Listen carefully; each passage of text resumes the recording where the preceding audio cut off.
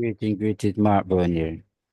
We want to be looking at how we can download a file from Google Classroom right here. In Google Classroom, I wanted to download the file with every teacher, with every student. I want to download the file. First, I want to locate with the file. So the file that I wanted to download, I'm going to come right here, that's the Classwork, and click on it. You want to click on it, I'm going to scroll up. So this itself is the file that I wanted to download. So I want to click on it. Now I click on it and notice it open up. So I want to come to the right side. Notice right here, you see look at that. So I'm going to click on it. You will see the word details and open a new window. You want to click right here. That's it. Open a new window.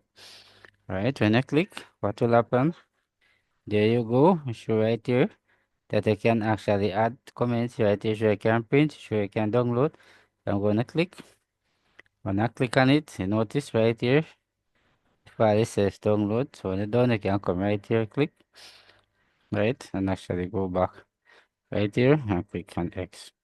And that's exactly how you download a file from Google Classroom. So thanks for watching. See you in the next video.